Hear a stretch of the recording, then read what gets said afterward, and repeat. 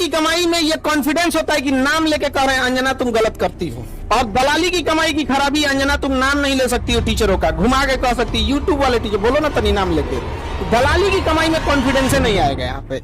मेहनत और पसीने की कमाई नाम लेके कहते हैं अंजना तुम बेवकूफी करती हो। जमीन से गर्दा उठा के भूरा अमुआ में डालकर जवानवा घींच लेगा आदमी से निकाले।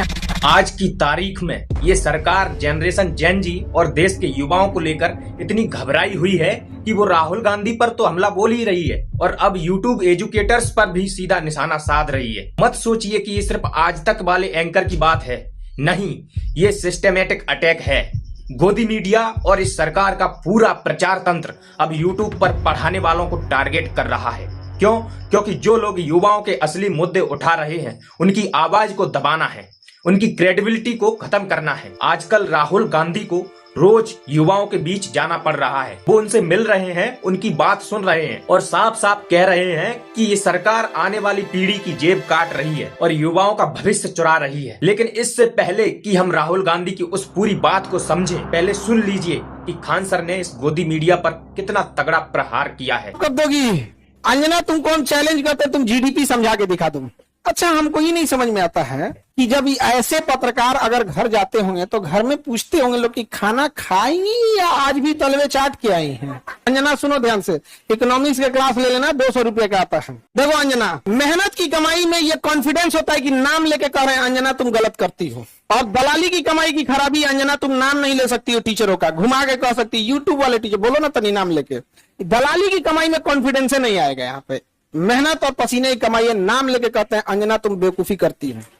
अंजना तो हम लोग तो 2 कौड़ी के हैं, अगर टीचर 2 कौड़ी के हैं तो तुम फोकट की भी नहीं हो, फूटी कौड़ी की नहीं है। टीचर लोगों को हम दिल से सैल्यूट करते हैं, पर आप लोग कम संसाधनों में बहुत मेहनत करते हो और आपके मेहनत पे आकर कोई दलाल थूक के चला जाएगा, जमीन से गर्दा उठा के भूरा अमुआ में डालकर जवानवा घींच लेगा आदमी से निकाले।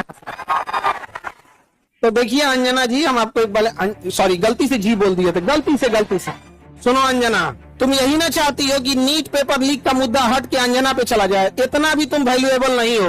ये बयान कोई अकेला एपिसोड नहीं था। इसके बाद सरकार से जुड़े नेता, उनके प्रचारक, double pole trolls, so called experts, वकील, पत्रकार सब एक साथ मिलकर यूट्यूब एजुकेटर्स पर टूट पड़े हैं। ये कोई इत्तेफाक नहीं है, ये प्लान्ड स्ट्रेटेजी है। जिस किसी की भी आवाज सरकार की गलतियों पर, युवाओं की बेरोजगारी पर, शिक्षा व्यवस्था की खस्ता हालत पर उठ रही है, उसकी विश्वसनीयता को चोटिल करते हैं ये सब मिलकर। क्योंकि गोदी मीडिया तो कभी भी प्रधानमंत्री की खामोशी पर सवाल नहीं पूछेगी। वो कभी ये नहीं कहेगी कि शिक्षा मंत्री अगर पूरी तरह फेल हो चुके हैं तो इस्तीफा क्यों नहीं देते। अरविंद केजरीवाल ने भी यही कहा था कि हमें एक पढ़ा लिखा और समझदार प्रधानमंत्री चाहिए जो युवाओं के भविष्य को समझे, न कि सिर्फ जुमलों पर चलता रहे। दोस्तों, ये लड़ाई अब सिर्फ राजनीति की नहीं है, ये युवाओं के भविष्य की लड़ाई है। देश का जेन जी अब जाग चुका है और यही वजह है कि सत्ता पक्ष इतना नर्वस हो रहा है। इस पर आपका क्या मानना है? अपनी राय कमेंट बॉक्स में जरूर बताइएगा।